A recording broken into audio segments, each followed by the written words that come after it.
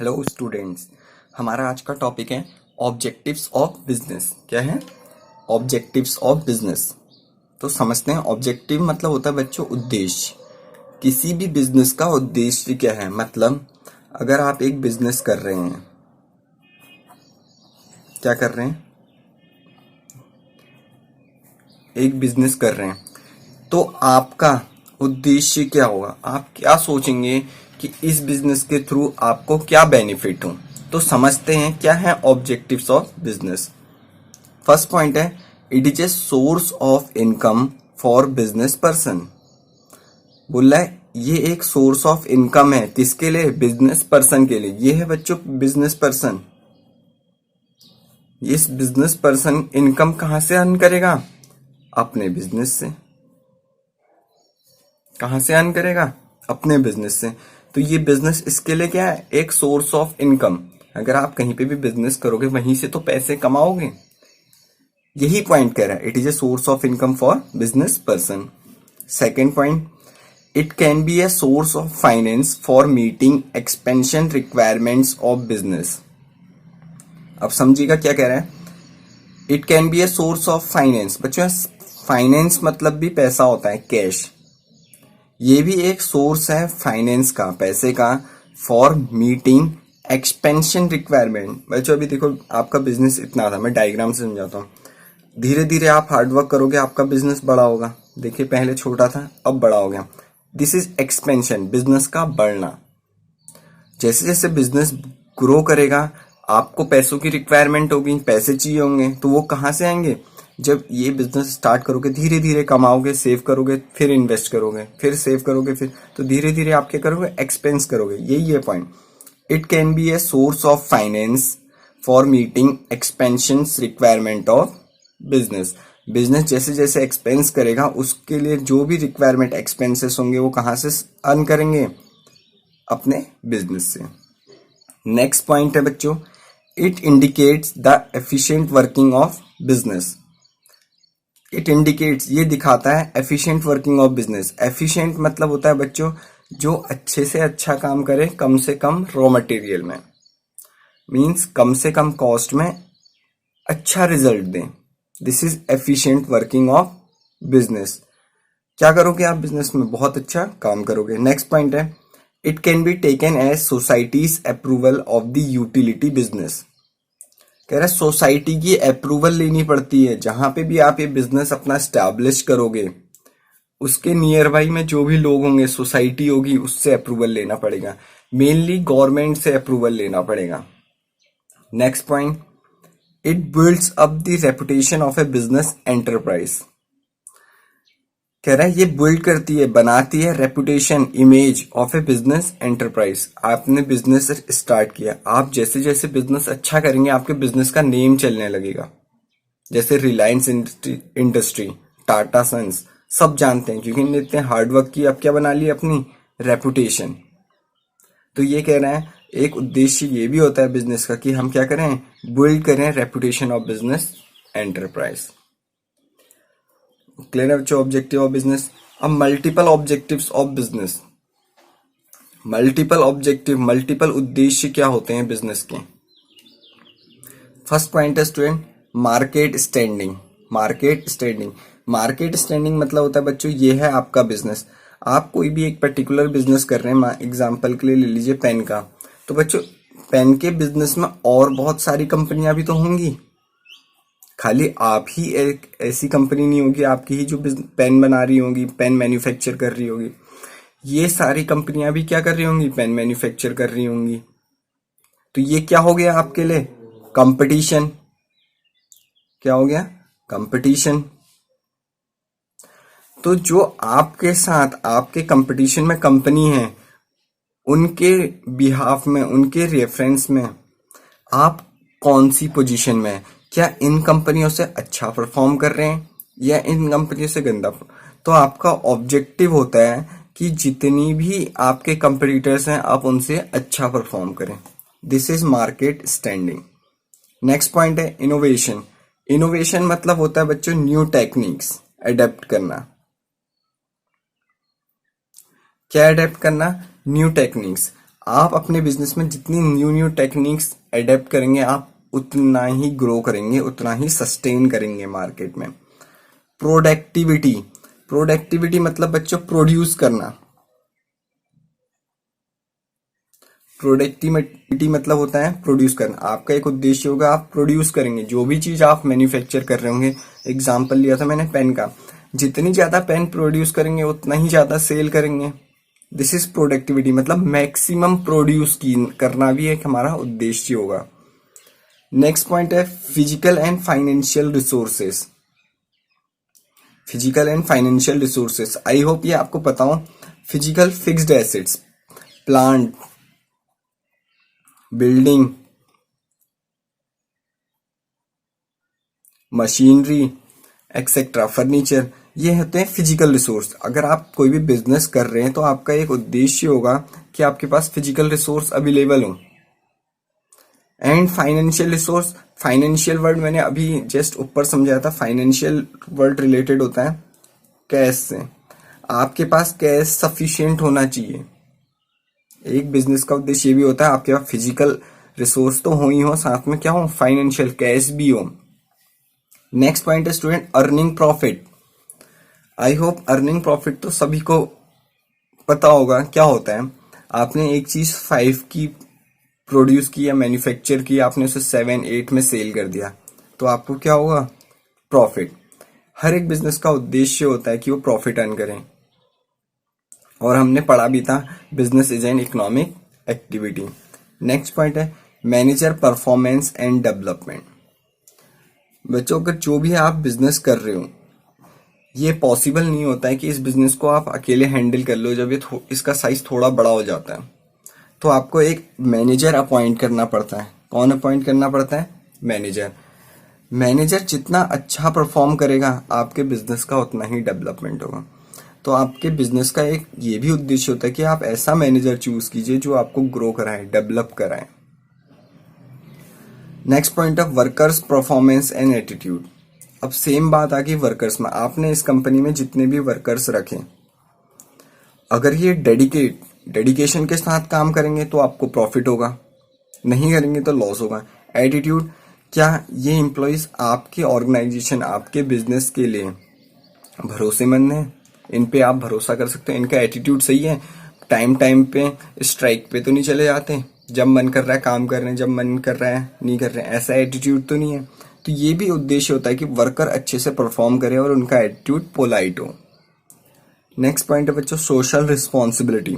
Social responsibility मतलब ये होता है बच्चों, जो भी आपका एक बिजनेस है वो एक ईयर में, एक साल के अंदर, 1 ईयर में जितना भी अर्न करेंगे, मान लीजिए इस कंपनी का कोई एग्जांपल ले रहा हूं, कोई कंपनी ने 100 करोड़ रुपीस कमाए, कितने कमाए, 100 करोड़ रुपए, तो इसका 2 या 3%, मुझे एग्जैक्टली नहीं पता है, 2 या 3%, अगर मैं कैलकुलेट करूं 100 करोड़ का 2 या 3%, तो या 2 या 3 करोड़, इतना इनने सोशल वर्क, सोसाइटी के लिए एक्सपेंस करना पड़ता है। मतलब पार्क बना दिए जहां पे कोई भी आ जा सकता है, रोड्स बना दी, स्कूल्स बना दिए, हॉस्पिटल्स में कोई फैसिलिटी प्रोवाइड कर दी। This is social responsibility. जहां पे भी आप बिजनेस कर रहे हैं उस सोसाइटी के लिए आपने कुछ ना कुछ करना पड़ता है। इसी सोसाइटी से तो आपने 100 करोड़ रुपीस अर्न किए, तो उसका कुछ परसेंट आपने सोसाइटी पे भी इन्वेस्ट करना पड़ता है। This is social responsibility. So student start करते हैं अपना नेक्स्ट टॉपिक। नेक्स्ट टॉपिक है student business risk. Business risk, क्या बिजनेस करने में रिस्क भी है? तो ये सब समझेंगे इस टॉपिक में। पहले मीनिंग समझते हैं। The term business risk refers to the possibilities of inadequate profit or even losses due to uncertainties or unexpected events। अब समझाता हूं बच्चों क्या कह रहा है। द टर्म बिजनेस रिस्क, जो बिजनेस रिस्क टर्म है वो रिफर्स करता है पॉसिबिलिटी, चांसेस हैं, पॉसिबिलिटी है ऑफ इनएडिक्वेट प्रॉफिट। बच्चों जरूरी नहीं है कि आप एक ही बिजनेस रन कर रहे हैं और इसमें हर साल जो आपने डिसाइड किया है कि हर साल हम 50 लाख रुपीस अर्न करेंगे, पॉसिबल नहीं है कि आप हर साल 50 लाख, कभी कभी इनएडिक्वेट प्रॉफिट, ऐसी सिचुएशन आ जाएंगी कि कभी आप 20 लाख ही अर्न कर पाओगे। इस पॉइंट का मतलब ये है। और इवन लॉसेस, या कभी कभी ऐसा समझ सिचुएशन आ जाएगी कि आप कुछ भी अर्न नहीं कर पाओगे, नील। ऐसा क्यों होता है? Due to uncertainties. अनसर्टेनिटीज मतलब बच्चों कि आप कोई बिजनेस कर रहे हैं, लोगों को वो पसंद आया, लेकिन आपके कंपटीटर ने ऐसी कोई चीज इंट्रोड्यूस कर दी।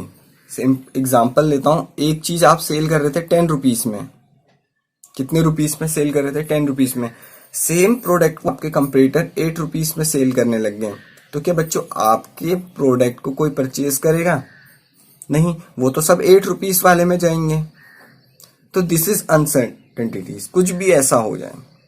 और अनएक्सपेक्टेड इवेंट्स, इवेंट्स में बच्चों कुछ भी हो सकता है, अर्थक्वेक, फ्लड, कुछ भी आ गई, ये चीजें।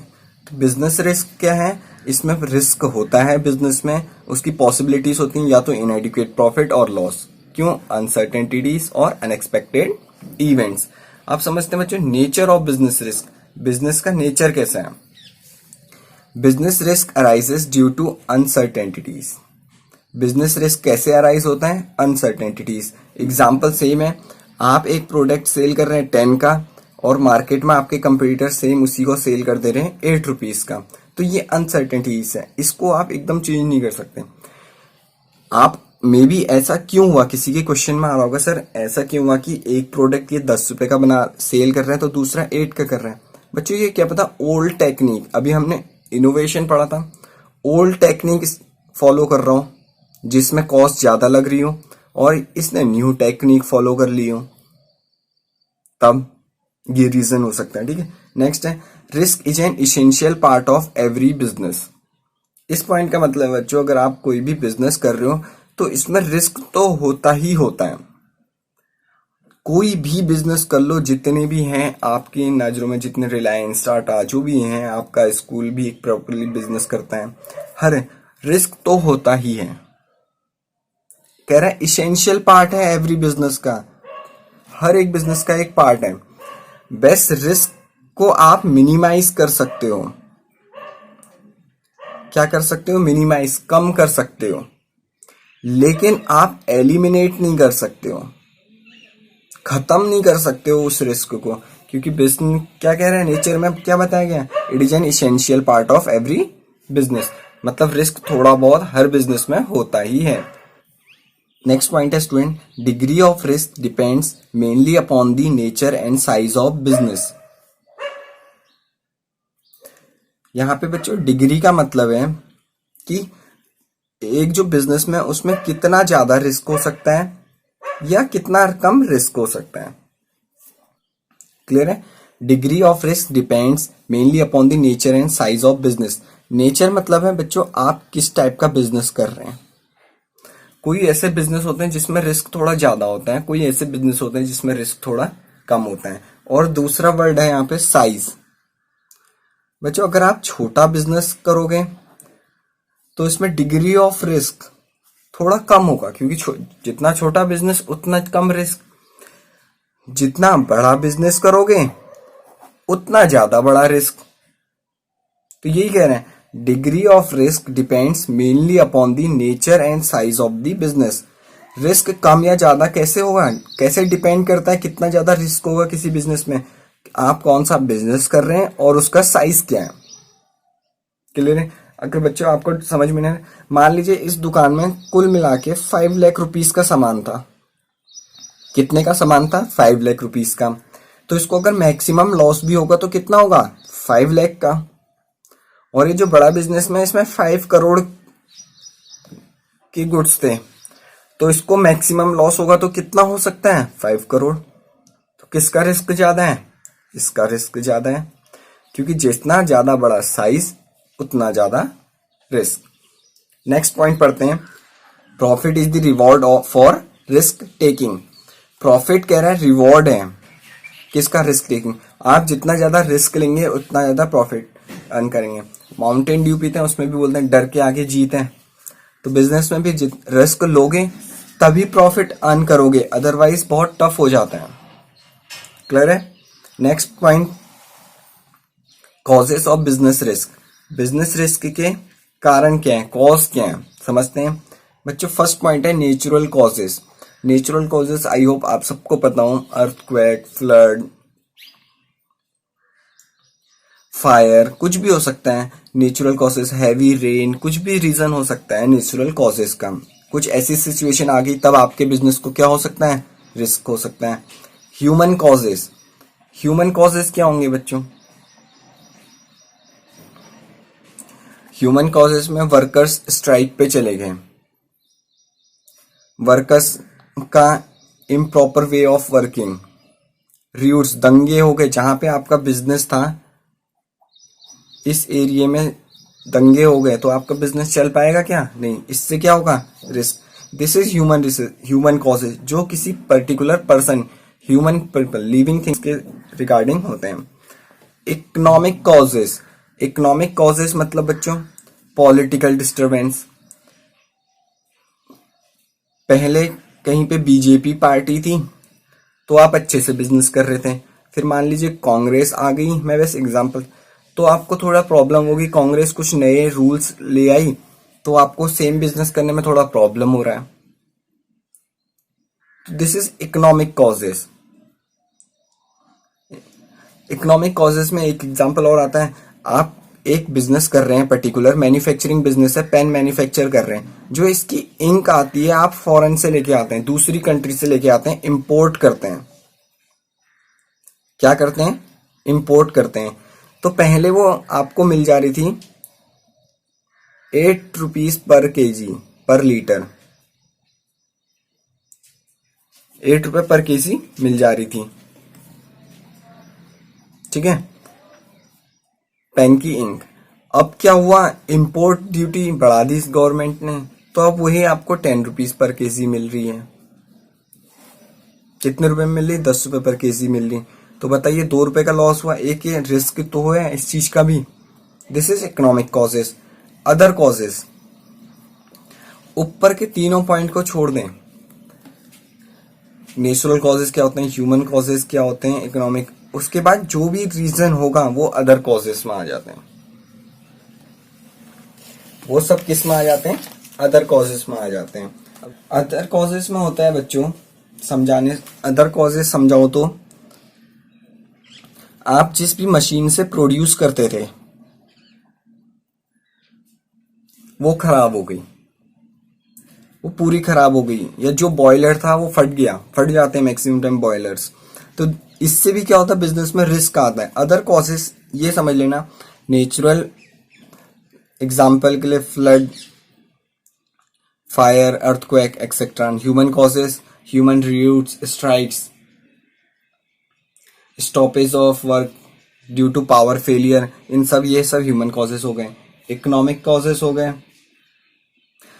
कि पॉलिटिकल डिस्टरबेंस आ गया, कस्टमर का टेस्ट चेंज हो गया, इंपोर्ट ड्यूटी इंक्रीज हो गई। इसके बाद जो भी कॉजेस होंगे, रीजन होंगे बिजनेस के, वो सब अदर कॉजेस में आ जाते हैं। एग्जाम्पल के लिए मैंने समझा दिया, machinery failure, bursting of boiler, ठीक है, ये कुछ एग्जाम्पल है। अब बच्चों यहां तक तो आपने पढ़ लिया। अब आपके दिमाग में क्वेश्चन आ रहा होगा कि अगर मैं बिजनेस स्टार्ट करता हूं, आप सोच रहे हैं मैं बिजनेस स्टार्ट करता हूं तो मुझे क्या क्या प्रोसेस फॉलो करनी पड़ेगी, सबसे पहले मेरे को क्या करना चाहिए, फिर क्या करना चाहिए। ऐसा सभी बच्चों के दिमाग में क्वेश्चन आता है, या सभी लोगों, उन लोगों के जो बिजनेस स्टार्ट करना चाहते हैं। तो बच्चों चलो अब मैं आपको ये समझाता हूं कि कोई भी बिजनेस स्टार्ट करने के लिए क्या प्रोसेस फॉलो करनी चाहिए। स्टार्टिंग ए बिजनेस, बेसिक फैक्टर्स, किसी भी बिजनेस को स्टार्ट करने के लिए बेसिक फैक्टर्स क्या रिक्वायरमेंट होती है, क्या चीज सोचना पड़ता है। फर्स्ट पॉइंट है selection of line of business. Selection of line of business, बच्चों लास्ट वीडियो में हमने पढ़ा था बिजनेस 2 टाइप के होते हैं। बिजनेस कितने टाइप के होते हैं, 2 टाइप के होते हैं। एक मैन्युफैक्चरिंग एंड सेकंड कॉमर्स, पढ़ा था। मैन्युफैक्चरिंग में भी प्राइमरी, सेकेंडरी, टर्सरी, कॉमर्स में भी ट्रेड, ऑक्सिलरीज ऑफ ट्रेड, तो इसमें से आप कौन से लाइन ऑफ बिजनेस को चूज करना चाहते हो, सबसे पहले आपने ये थिंक करना पड़ेगा किसी भी बिजनेस को स्टार्ट करने के लिए आप किस टाइप का बिजनेस करना चाहते हो। सेकंड पॉइंट बोला बच्चों, साइज ऑफ द फर्म, आपके बिजनेस का साइज कितना क्या रहेगा। आप पहले छोटे से बिजनेस स्टार्ट करना चाहते हो या एक ही बार में ज्यादा कैपिटल इन्वेस्ट करके बड़ा बिजनेस करना चाहते हो, ये चीज। थर्ड पॉइंट है बच्चों, choice of the form of ownership, आप कैसी ओनरशिप, कैसा मालिक बनना चाहते हैं। अब आप सोचोगे सर अगर ये बिजनेस मैं कर रहा हूं तो रहोगे, दिस इज सोल प्रोप्राइटर। जब एक ही पर्सन किसी भी बिजनेस का ओनर होता है तो दिस सोल प्रोप्राइटर। मान लीजिए आप एक बिजनेस कर रहे हैं और इसमें आपको इस बिजनेस को आप 2-3 लोग मिलके स्टार्ट चला रहे हैं। कितने लोग मिलके चला रहे हैं? 2-3 लोग मिलके चला रहे हैं। तो बच्चों जो ये बिजनेस आप कर रहे हो, क्या इसमें अब भी आप अकेले ओनर हो? अब तो 3 ओनर हैं इस बिजनेस के, 3 मालिक हैं। This is partnership. जब भी एक से ज्यादा मतलब 2 या 2 से ज्यादा लोग होंगे तो पार्टनरशिप कहलाती है। इसी तरीके से बहुत सारे फॉर्म होते हैं ओनरशिप के, कि आप कैसी ओनरशिप चाहते हो अपनी बिजनेस की। नेक्स्ट पॉइंट है location of business enterprises. Location, ये जो आप ये बिजनेस अपना स्टार्ट करना चाहते हो कहाँ करना चाहते हो, शहर में, गांव में, किस प्लेस पे, जहां से आपको ज्यादा से ज्यादा प्रॉफिट हो, तो आपको लोकेशन फाइंड आउट करनी पड़ती है। नेक्स्ट पॉइंट है फाइनेंसिंग एंड प्रपोजिशन। फाइनेंसिंग मतलब कैश, आप कैश का रिक्वायरमेंट कहां से करोगे और जो भी कैश आप ले गए उसको कैसे डिस्ट्रीब्यूट करोगे, ये भी आपने। नेक्स्ट पॉइंट है बच्चों फिजिकल फैसिलिटीज। फिजिकल फैसिलिटीज में अभी मैंने समझाया था फाइनेंसिंग एंड प्रपोजिशन में कि कैश का रिक्वायरमेंट करोगे, उसके बाद आपके को उसको डिस्ट्रीब्यूट करना है। अब फिजिकल फैसिलिटीज में उसी फाइनेंस से आप क्या बिल्डिंग परचेस करोगे, बिल्डिंग ले ली, मशीनरी चाहिए, वो सारी फिजिकल फैसिलिटीज परचेस करोगे या प्लान करोगे, जो भी आपको अपने बिजनेस के लिए चाहिए वो सब कुछ आप प्लान करोगे। फिजिकल फैसिलिटीज जो भी आप बिजनेस करना चाहते हैं उसके लिए जो भी रिक्वायर्ड है। नेक्स्ट पॉइंट है प्लांट लेआउट। प्लांट लेआउट मतलब होता है बच्चों जो भी आपने फिजिकल फैसिलिटीज में सोचा है कि मैं बिल्डिंग परचेस करूंगा, मशीनरी परचेस करूंगा, अब आप उसे परचेस कर लीजिए। फाइनेंसिंग एंड प्रपोजिशन में क्या समझा था कि फाइनेंस कितना होगा और उसको कैसे डिस्ट्रीब्यूट करेंगे। फिजिकल फैसिलिटीज में वो फिजिकल रिक्वायरमेंट, वो फिक्स्ड एसेट्स हमने सोचे कि हमें क्या क्या रिक्वायर होंगे अपने बिजनेस को करने के लिए। प्लांट लेआउट कह रहा है कि अब वो सब चीज परचेज कीजिए जो आपको नीड है आपको अपने बिजनेस करने की। नेक्स्ट पॉइंट है competent and committed workforce. Competent, capable हो काम करने की, एंड कमिटेड वर्क, और लगन हो उनको काम करने की। जैसे ही आप मशीनरी बिल्डिंग परचेज करके सब एक जगह पे इकट्ठा कर लोगे, अब आपने बिजनेस स्टार्ट करना है तो आपको क्या चाहिए, वर्कफोर्स, एम्प्लॉयज चाहिए। वो क्या होना चाहिए, कॉम्पिटेंट, काम कर सकें, कमिटेड, और उनको लगन हो आपके बिजनेस के लिए, वो 100% देना चाह रहे हो। फिर नेक्स्ट है टैक्स प्लानिंग। जो टैक्स प्लानिंग क्या होती थी, टैक्स बहुत तरीके से दिए जाते थे। क्या जीएसटी आने से पहले क्या होता था, टैक्स बहुत तरीके से दिए जाते थे। जीएसटी अभी हम फर्दर समझेंगे क्या होता है, अकाउंट्स के लेक्चर में भी समझाऊंगा, बिजनेस में भी समझाऊंगा। जो भी हम टैक्स प्लानिंग करते थे, तो टैक्स प्लानिंग बहुत, तो आप किस तरीके से टैक्स देना चाहते थे ये वो है। अब तो सिर्फ जीएसटी देना पड़ता है तो ज्यादा टेंशन नहीं है। फिर है लॉन्चिंग द एंटरप्राइज। अब अपना बिजनेस स्टार्ट कीजिए, रिबन इवन काटिए, मुझे बुला लेना रिबन काटने के लिए, आप मैन्युफैक्चरिंग प्रोडक्शन स्टार्ट कर दीजिए। ठीक है, ये होता है इसका मतलब लॉन्चिंग दी एंटरप्राइज, मतलब किसी भी बिजनेस को स्टार्ट कर दो। ये सब चीजें थिंक करने के बाद सो स्टूडेंट यहाँ पे हमारा फर्स्ट चैप्टर कंप्लीट होता है। ठीक है, आई होप आपको समझ में आ रहा हो। Thank you.